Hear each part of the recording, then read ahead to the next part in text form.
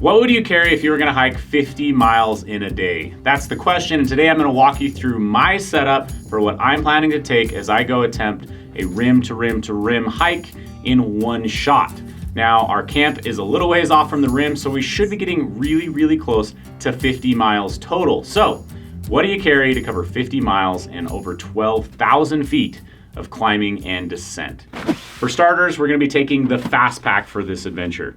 The Fast Pack is really nice for taking lighter, faster loads, for being able to move really quickly, and for being able to keep things at hand. So as I take you through my gear load, I'll also show you where I'm putting things for quick and easy access. So right here on the front of the pack, you're gonna see that I do have a water bladder. This is a 2-liter water bladder, as well as 2 500 milliliter flasks. Down here on the bottom side of here, this is where I'm gonna keep my hydration and things that I want really quick at hand. So I've got some trail mix in here, raisins, that's it, fruit bars, and some other fueling things. I'm gonna try to keep as close to about 300 to 500 calories in these pockets at all times, so that as I'm going, I can consume food. That's a critical part of doing something like this, is having food at hand so that you can always be eating. I have 8,800 calories packed in this pack.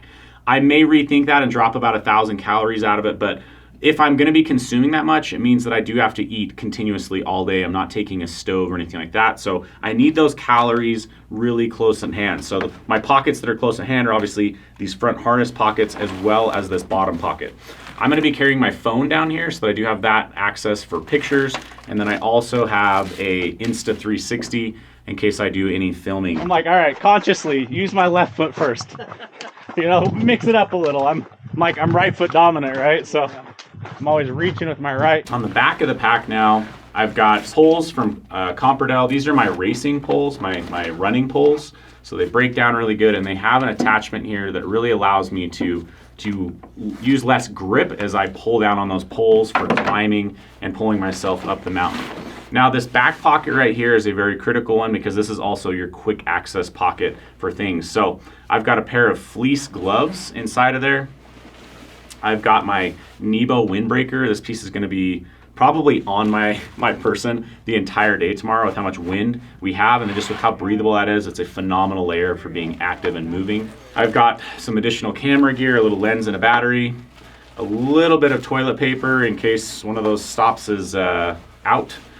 I've got some rain mitts. Now these are super light, maybe 1.5 ounces, just something to block the wind or rain if we do get it, because there is a chance of rain. I've got my glasses holder because I will be wearing glasses, and I've got a headlamp. Now I have 2 headlamps, which I'll show you because we will be starting at about 4 a.m. for this hike. The next thing that I have in the back here is just some more quick calories. So these are smaller packaged calories so that I can get them on the go without a bigger substantial stop. I could swing the pack off, grab these, and reload those front pockets as I go. But between here, I would estimate that I have at least another 500, about 800 calories right there, quick and easy to grab. I've got some sunscreen, and then I've got my Garmin InReach Mini 2. So on the inside of the pack here, I have a rain shell, our Tusher rain jacket right at the top. Not too worried that I'll have a ton of rain, but enough that I am gonna take that shell. I've got a water filter, a Platypus Quick Draw water filter, as well as their liter size dirty bag. Very good chance that I'll be filling this up during that 14-mile water carry. Not sure that I actually will use the water filter, but I'll likely still carry it.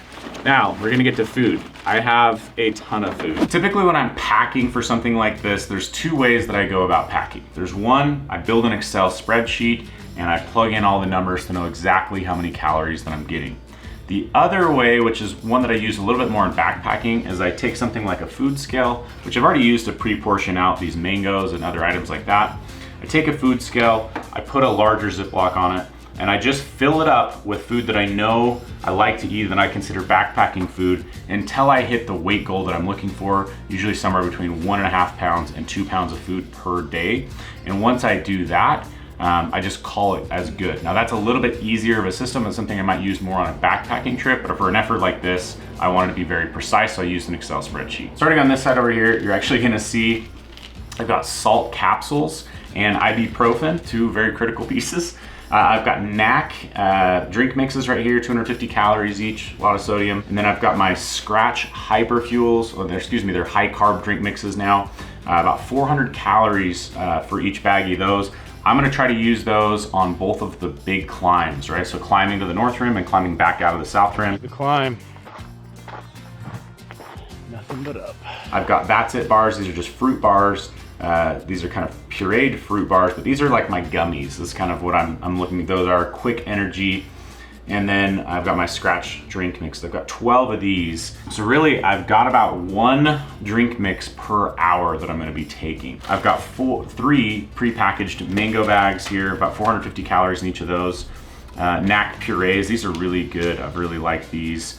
Trail mix, a NAC energy bar, yogurt covered raisins. I've got some of these waffle peanut butter bars, almond bars, Bobo's bars, and then some Kind bars. You'll notice though that right up here, I have 2 things that are still packaged in bigger packaging, and that's on purpose. Now you'll notice that all of these are very quick to grab, trying to just be continually in motion on this day versus maybe trying to run and stop and run and stop. 35.5 miles. Feeling good. Now, the few times that we do stop is why I still have these. Now, this is most of my protein for the day, just a bag of steak strips or jerky, and then I do have a ReadyWise old-fashioned apple crisp. I plan on eating these on longer stops. Like I said, a lot of calories of food here. I also am gonna be carrying a first aid kit. Inside of this first aid kit, I have some items to both repair gear and also, patch someone up if they were to take a fall. On a trail like this, I would say good chance of just falling and scraping yourself up. For additional clothing here, this is kind of like my emergency kit. I mentioned that it likely won't even hit 50 degrees tomorrow. That's a big deal because when you're moving, running, I don't think we'll be running a lot, but hiking really, really quick, you're gonna be working up a sweat. Well, what happens if you have to stop for a minute? Let's say you or someone else was to get injured. That can become pretty life-threatening pretty quickly if you're soaking wet and you have no insulation. So what I have is a prototype Ventus Active hoodie, and I also have a pair of prototype down pants. So if I have to stop, I can quickly throw on some insulation, maybe throw my hard shell over the top of that, really cut down on the wind and stay warm. To me, this is a very critical piece. I think this is something that people would often overlook in a situation like this. Maybe they bring a jacket, but having both of those pieces gives me a lot of peace of mind because on the north rim, the high temperature tomorrow is about 36 degrees. And it'll be blowing at 20 miles an hour. So it's going to get really cold. So if you were to stop for even a little bit, you are going to get extremely cold really, really quick. So having some pieces like this in your pack, I think is a must. Last thing here that I also feel like people forget often, but it's just worth having. I'll put my car keys inside of this little pocket. I've got a clip in this fast pack. And I've also got an emergency blanket. Now this is something that I don't usually carry when I'm hiking, but when I'm hiking, I typically have a shelter, right? I can throw up a shelter and climb in that for protection or for a little bit of warmth, or I'll have something like a top quilt. But for this, I'm gonna be bringing this just really lightweight survival blanket just in case something does happen. And then I've got a backup headlamp as well.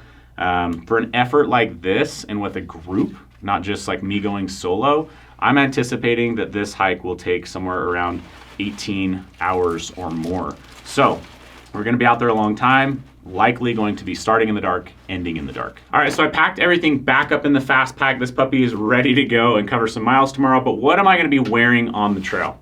Starting with shoes right here, I'm gonna be wearing my Hoka Speed Goat 5s. I just did a video on these. If you wanna go check that out, we'll link that up above. But these puppies are amazing, should treat me really well on the trail. And then here I've got what I'm gonna be wearing during the day. Starting with a nice beard tie, just up in the corner there. And then I'm gonna be switching it up a little bit this time. So because of the conditions that I'll be in, I've got my Outdoor Vitals hat.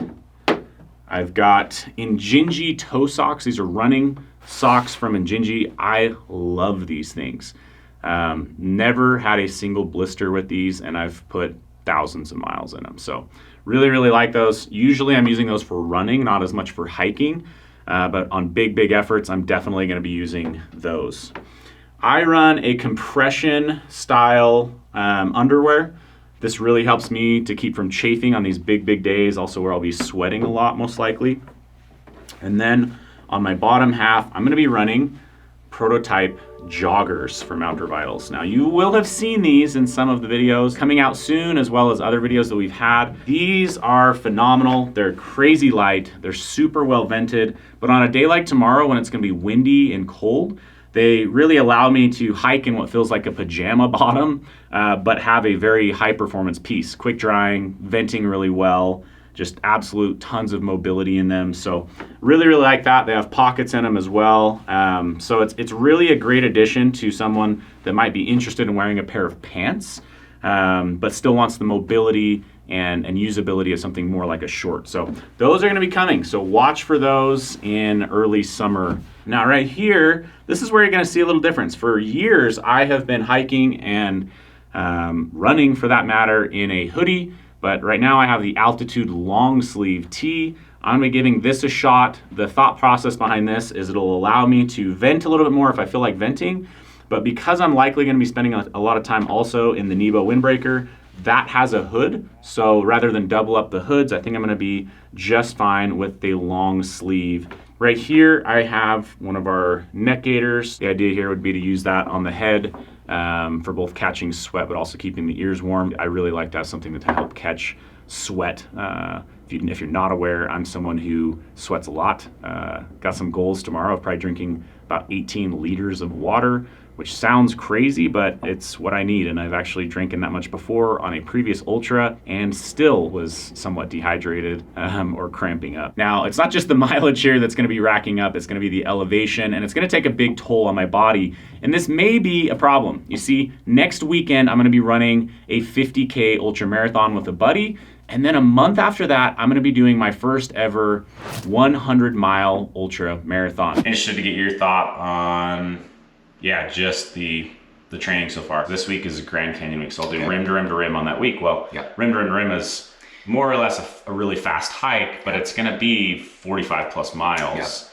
And then the next weekend, I'll do a race in Zion's, a 50K in Zion's with a friend.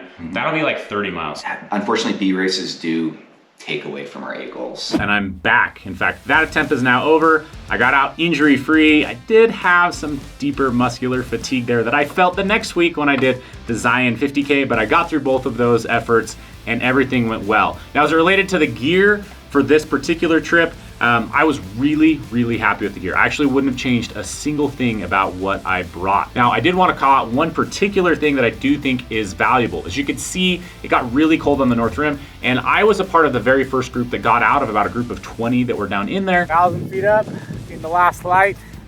See if we can get there without the headlamps. We got out at 9 p.m. and it started to snow on us and blow really hard. And I was very glad that I had packed the kind of emergency kit, as I called it, those puffy layers and puffy pants, in case something had gone wrong. You see, there was some guys in our group that didn't get out till about 3 a.m. and a lot of people were extremely nervous for them, not knowing, what was holding them up, if they had to stop completely, were they, borderline, do you get hypothermic in those situations because the temperatures dropped, the wind blew, it was nuts. And it snowed on us all that next night while we were camping at the South Rim. So wanted to call that out. It's always wise to go in with some safety gear. It doesn't have to be heavy, but overall, the access to the food, the hydration, everything went really smooth, and I was very happy with it. If you want to hear more about this trip, jump over to the podcast, which will link up here, where we break it down for about 2 hours to go into detail of everything that happened on this day. With that though, make sure you are subscribed so you can see how I do on my 100-mile Bryce Canyon ultramarathon attempt coming right up in a few more weeks. And we'll catch you guys out on the trail.